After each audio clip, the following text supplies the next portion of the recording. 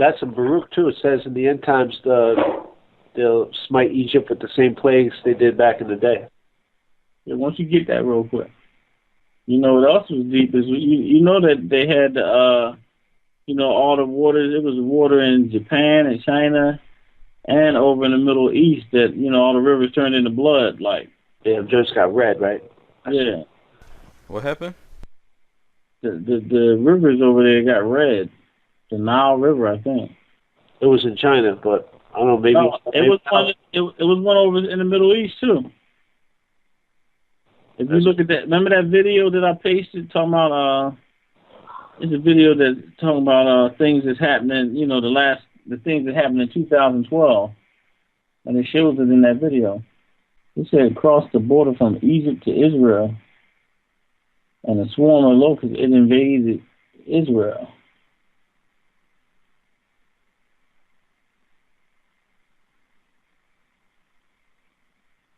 Then they went to Israel too.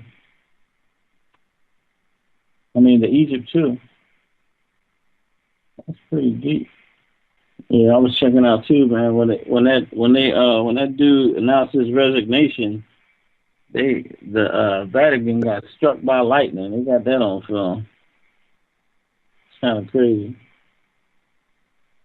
It's definitely something going. We in the end, it was deep as we passed the time that everybody was expecting stuff to happen in 2012, but I think it's going down in 2013. Now, I don't know,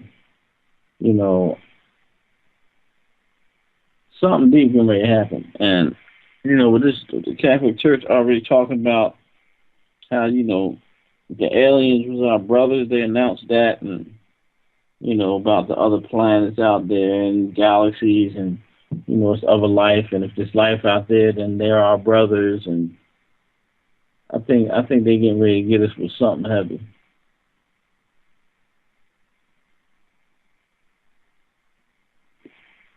Yo, check this out, you guys. Check out this link. It's Israel. The Roman Catholic Church just did something. They got a seat for the Pope at King David's tomb. Hold on, I'm gonna post it. Yo. Don't the Vatican, don't they have their own space program and all that? Yeah, they had their own observatory since the 1800s. That's crazy. Yeah, they got a very advanced little situation going on.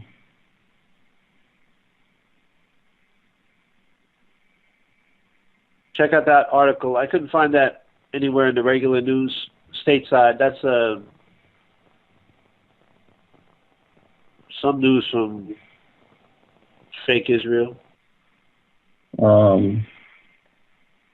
It says exclusive, a seat for the Pope at King David's tombs. Israel seems to have sold Jerusalem to the Vatican. An historic agreement has been drafted between Israel and the Vatican. The Israeli authorities have granted the Pope an official seat in the room where the Last Supper is believed to have taken place, on Mount Zion in Jerusalem, and where David and Solomon, Jewish kings of Judea, are considered by some researchers also to be buried. It is the culmination of a long campaign by the Catholic Church to regain religious stewardship over the palace where Jesus is supposed to have been broken bread and drunk wine with his disciples on the eve of his crucifixion. This is an enormous issue pushed through without any public debate. According to our sources, the agreement, which is expected to be ratified next June, gives the Pope a special authority over the second floor of the building so that Christian pilgrims will be able to celebrate religious functions like Pope John Paul did in 2000. The agreement constitutes Israel's capitulation to the Vatican's efforts to Christianize the holy site, like when a Catholic covenant was built in Auschwitz. Catholic Church has so long wanted control over part of the area on Mount Zion so as to turn it into an international religious center for Catholics. The blueprint of the agreement reads as follows. The Vatican hands over this use of the what's that say? Cynical to the custody of the Holy Land, which will keep the cynical open from 6 a.m. to 8 a.m. for the celebration of the Holy Mass. Whatever. Yeah, they bugging, but this is kind of deep. It's a deep time right now, man.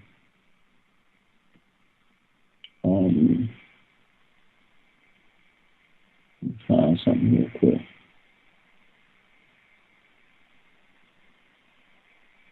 Did you find that scripture, Gabe? Hold on, I think so. I'm looking for it. I think I do have it. It was a second Baruch? I'm looking at Baruch now, but right now I'm looking through my messages. I think it's, hold on 1 second. Give me 1 second. I think I got it. All right. Oh, isn't it? Okay, it's 2 Esdras 15 and 11. Second Esdras? Let's start from 1. It says, Behold, speak thou in the ears of my people the words of this prophecy, which I will put in thy mouth, saith the Lord, and cause them to be written in paper, for they are faithful and true. Fear not the imaginations against thee, let not the incredulity of them trouble thee. I wonder what that word means.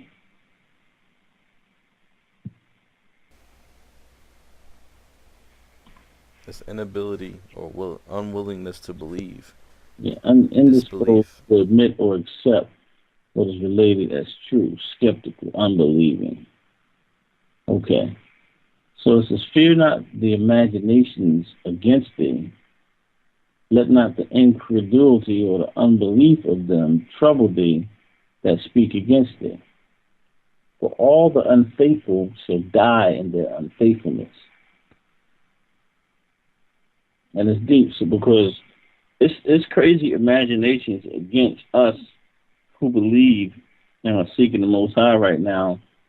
It's another video if you go on YouTube and you can hit, it's called Severe Warning, Stephen Quayle. And he talking about, everybody remember that red list, blue list stuff, how they going to, start, gripping up certain people that's on the red list, certain people on the blue list. Like, they're really getting ready to put that in effect. And so it says we shouldn't fear these imaginations against the King Alpha plan and, the concentration camps. And it's really going to get hot and heavy. So that's why it's really a good time for us to really, start taking a spiritual inventory, really checking yourself and, laying those things that has been ailing you, bringing it before the Most High and laying it down and offering it up as a sacrifice, whatever it is, whatever little habits, whatever, so that you can be in that secret place, because it's a secret place in the Most High that's going to protect us. And I ain't saying that we all going to go to a secret place, but it's a place in the spirit that you could be at in the Most High that's going to protect you. So fear not the imaginations against thee, let not the incredulity or the unbelief of them trouble you that speak against thee. For all the unfaithful shall die in their unfaithfulness. But we got to make sure that we're not the unfaithful, and that we're faithful to our covenant, to our spiritual husband, which is Christ. And that we're faithful and we don't commit idolatry or go whoring after other gods by way of giving in to the desires of the flesh and of the mind and serving Satan by serving ourselves. If all the unfaithful shall die in their unfaithfulness, behold, saith the Lord, I will bring plagues upon the world, the sword, famine, death, and destruction. For wickedness has exceedingly polluted the whole earth, and their hurtful works are fulfilled. Therefore saith the Lord, I will hold my tongue no more as touching their wickedness, which they profanely commit. Let me get this profanely real quick. The quality or state of being profane, especially the use of profane language, one who treats sacred things with irreverence or defiles what is holy, one who uses profane language. The quality or state of being profane. Right. So he says, I will hold my tongue no more as touching their wickedness, which they profanely commit. So it's like by us committing wickedness in the sight of the Lord, it's like blasphemy. It's like you just cussing at the Most High. Neither will I suffer them in those things in those things in which they wickedly exercise themselves. Behold, the innocent and the righteous blood crieth unto me, and the souls of the just complain continually. And therefore saith the Lord, I will surely avenge them, and receive unto me all the innocent blood from among them. Behold, my people is led as a flock to the slaughter. I will not suffer them now to dwell in the land of Egypt, but I will bring them with a mighty hand and with a stretched out arm, and smite Egypt with plagues as before, and will destroy all the land thereof. Revelation 12 and 7. It says, and there was a war in heaven. Michael and his angels fought against the dragon. And the dragon fought and his angels, and prevailed not. Neither was their place found any more in heaven. And the great dragon was cast out, that old serpent called the devil and Satan, which deceiveth the whole world. He was cast out into the earth, and his angels were cast out with him. And one thing I want to say about that is, this is after Christ rose from the dead and ascended to sit on the throne next to the Father. He gave Michael, the archangel, the order to cut off Satan's access to come before the Most High, when the angels would go before the Most High in the morning and in the evening. So it was a war in heaven when that went down, and Satan's angels and Satan were confined to everything that was below, like the ozone layer. You know what I'm saying? Like right on the outside. You know, so everything, when he came down into the world, he got boxed in. He knew that it was only a matter of time before everything would be fulfilled, and that Christ would come and take the kingdom back and possess the kingdom. See, Christ took the kingdom when he came the first time and went and died and then went to hell and defeated the demon on his own turf and rose from the dead with the keys of death and hell and all authority given to him by the Father in heaven and earth. And all the authority that Adam lost was regained in that action. So now is going to come the time of the coronation, when the king is going to assume the throne and his physical presence is going to be here on the earth. So when that war went down, Satan knew that it was just a matter of time before that was going to happen. And the great dragon was cast out, that old serpent called the devil and Satan, which deceived the whole world.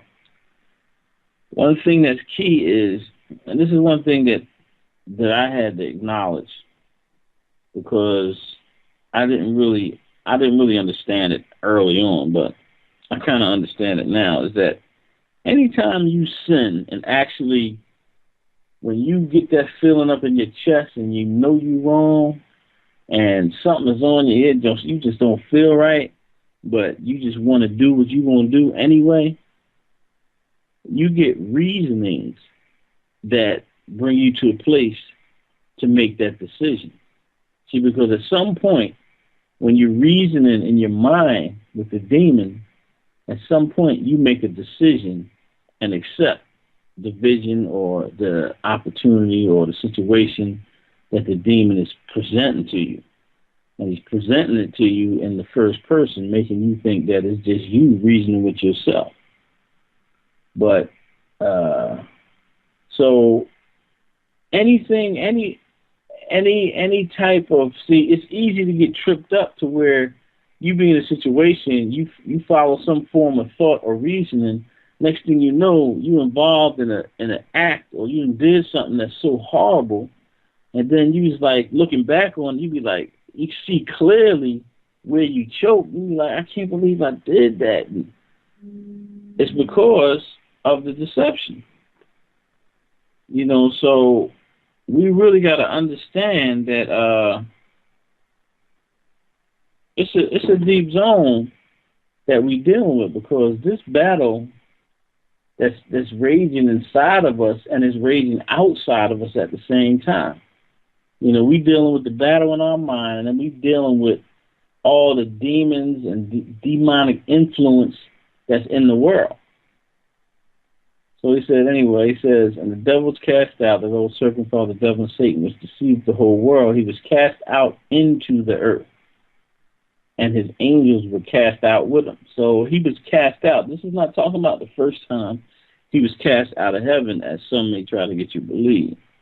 This is the war that was in heaven. And when you look at Daniel, you know, the 12th chapter, it shows you around the time that this war was going to take place. And that immediately after this war take place, it was going to directly affect the saints of the Most High, the people of the Most High. And after Christ died, the church was established, and the main group of believers was established in Jerusalem and in that area. And that's where they set up the church. So immediately after Christ died, you know, we had the incident that happened in 70 A.D. that he prophesied while he was living.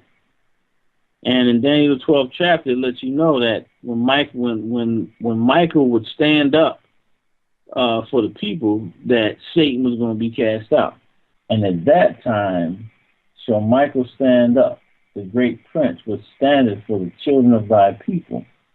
And there should be a time of trouble such as never was since there was a nation even to that same time. And at that time thy people shall be delivered, everyone that shall be found and written in the book. Luke 10:17 says, the 70 returned again with joy, saying, Lord, even the devils are subject unto us through thy name.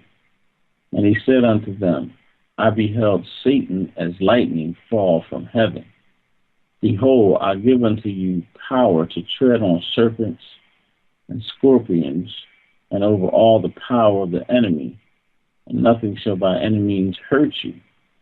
Notwithstanding, in this rejoice not that the spirits are subject unto you, but rather rejoice because your names are written in heaven. And there was a war in heaven. Michael and his angels fought against the dragon, and the dragon fought and his angels prevailed not, neither was their place found any more in heaven. And the great dragon was cast out, that old serpent called the devil and Satan, which deceived the whole world. He was cast out into the earth, and his angels were cast out with him. And I heard a loud voice saying in heaven, now has come salvation and strength, and the kingdom of our power and the power of his Christ. So this happened when Christ actually went and assumed the throne of power, because he told him that, you know, he was going to be sitting on his Father's throne in heaven. So immediately after the order was given, Satan was cast out. Then he heard a voice saying, now has come salvation and strength, and the kingdom of our God and the power of his Christ. So the accuser of the brethren was cast out into the earth. Now, before Christ died, Satan still was accusing the brethren. When you go into Job, you see there how he was appearing with the angels, and he was accusing the brethren. He had access to do that. Have you considered your servant Job? You know, so when Michael gave the order, that cut all that out. So Satan was confined to the earth. You know, he didn't have that access anymore. And so he says, he was cast down out of the earth, and his angels were cast out with him. And I heard a loud voice saying in heaven, now has come salvation and strength, and the kingdom of our God and the power of his Christ. for the accuser of our brethren is cast down. It says, fear not the imaginations against thee. Let not the incredulity of them trouble thee, or the unbelief that speak against thee. For all the unfaithful shall die in their unfaithfulness. So now, another thing is, too, is this hour or this time of trouble that's come upon the earth is come to try all of the saints. Like, the trouble is for the body of Christ. You know, this is the time, what they call, another place called the time of Jacob's trouble. And so he said that his people is going to be saved out of it. But another place, it tells how it's going to be a lot of deaths. A lot of he says the righteous blood is crying out. So he says, for all the unfaithful shall die in their unfaithfulness. Behold, behold, saith the Lord, I will bring plagues upon the world, the sword, famine, death, and destruction. For wickedness hath exceedingly polluted the whole earth. Their hurtful works are fulfilled. Therefore saith the Lord, I will hold my tongue no more as touching their wickedness, which they profanely commit. Neither will I suffer them in those things in which they wickedly exercise themselves. Behold, the innocent and the righteous blood crieth unto me, and the souls of the just complain continually. Because during this time of trouble, a lot of the Most High's people are going to die. You know what I'm saying? So that's something that we got to ask the Most High to prepare our minds for if we have to face that. You know, especially, you know, like they done legalize torture. They done legalize, you know, gripping you up, coming in your crib, taking you away. You don't get no phone call. They can take you away for 100 years and can't nobody say nothing. They don't got to let nobody know where you at. As soon as they say that you were a terrorist or something, then that's it on anything you had about being a citizen and all that. And he says, neither will I suffer them in those things in which they wickedly exercise themselves. Behold, the innocent and righteous blood crieth unto me, and the souls of the just complain continually. So it's that, you know, a lot of righteous people are going to be put to death. And therefore saith the Lord, I will surely avenge them and receive unto me all the innocent blood from among them.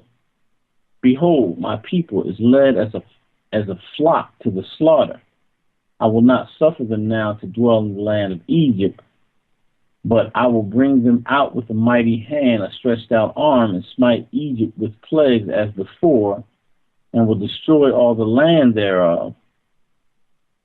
Egypt shall mourn, and the foundation of it shall be smitten with the plague and punishment that the Most High shall bring upon it.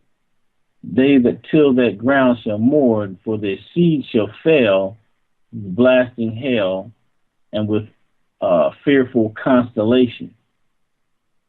Woe to the world and them that dwell therein, for the sword in their destruction draweth nigh, and one people shall stand up and fight against another, and swords in their hand, for there shall be sedition among men, and invading one another. They shall not regard their kings nor princes, and the course of their actions shall stand in their power. So it's letting you know that it's going to get so bad on the earth. It's just like it was talking about in Enoch. At one point, it's going to be killing from sun up to sundown. And he says they're not going to regard, the police ain't going to be able to stop the killing. You know, they're going to try to contain it, set up zones, and just let people, you know, do what they're going to do. And he says in the course of their actions shall stand in their power. In other words, they're going to have the power to do what they're going to do. It says, a man shall desire to go into a city and shall not be able. For because of their pride, the city shall be troubled, the houses shall be destroyed, and men shall be afraid. So it's going to be so bad that Another thing, with the thing where I told you to look up severe warning Steve Quayle. On this joint, they was talking about he was talking to all these police officers and officials, in the government and stuff. And, they got plans in effect to where the state trooper was saying that they're going to call on the state troopers to shut the cities down. And they were saying how they got plans implemented that they could have all the transportation cut off in and out of the major cities in like 4 minutes. So another thing, what they were saying they're going to do is they're going to cut. It's like if you see a mass power outage where there's no communications, no phone service, no internet, then know that it's going down. Know that they're coming to kill you, because that's what they're going to do, and ain't nobody going to be able to let nobody know what's happening. That's how they got it set up. They got a database on everybody. They're not worried about what weapons people they got. They just got to take out all the potential threats first. So they got a list of everybody that got guns, anybody that could cause a problem, and they're going to get them first. That's the red list. It says, a man shall desire to go into a city and shall not be able, for because of their pride the city shall be troubled.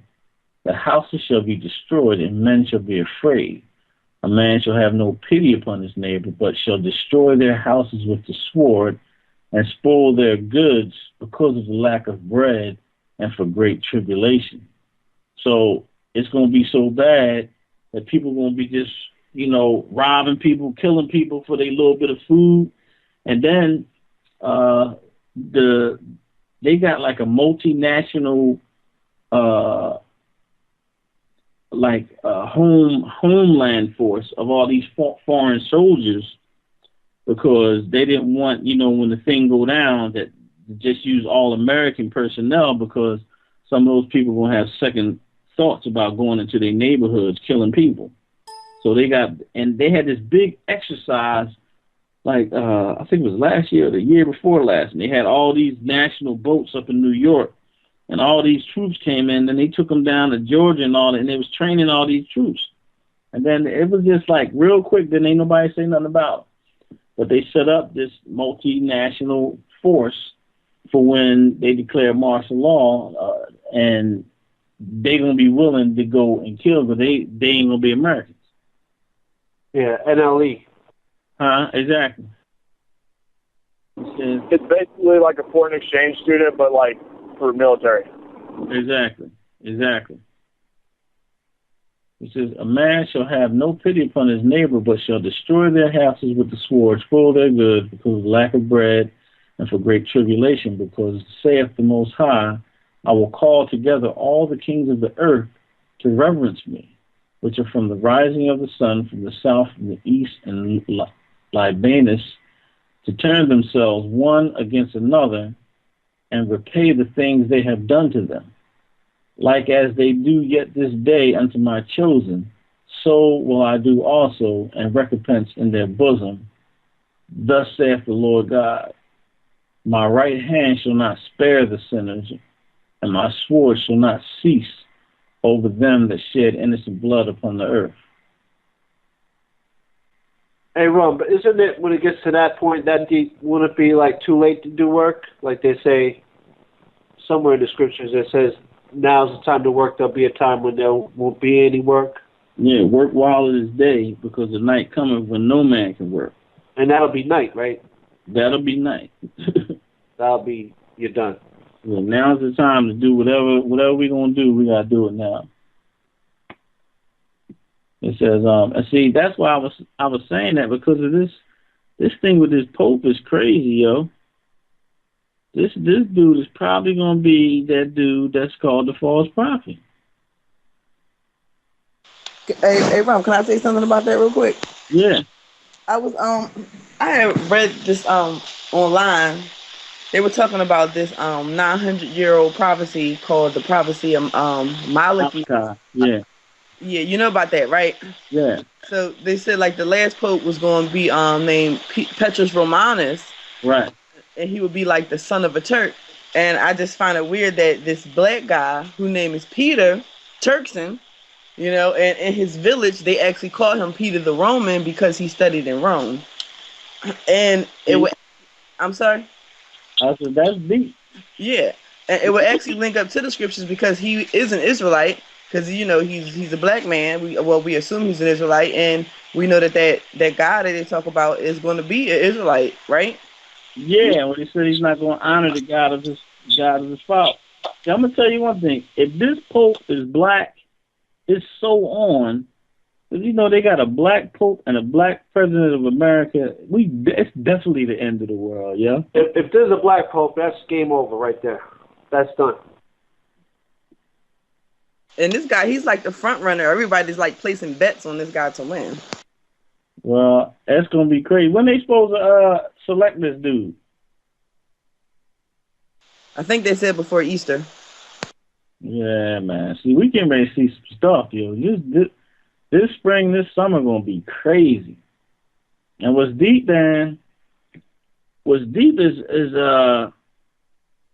everybody that's in Christ is going to have the opportunity to show and prove who you down with, because you're going to have to speak up. You're going to have to not deny him. And I'm talking about, I've been having visions about speaking, man, and I had some dreams a while back that was pretty crazy, you know. And it's like deep, because when we go out and speak, and when I'll be listening to the Book of Enoch at night, and it be blending in with my dreams, and I'll be out there speaking what's in that book. If you go out there and speak what's in that book, that's straight treason. You start going around talking about how it's wrong and their lifestyles is wrong and that homosexuality is wrong, and the Most High is coming to judge homosexuality and wickedness.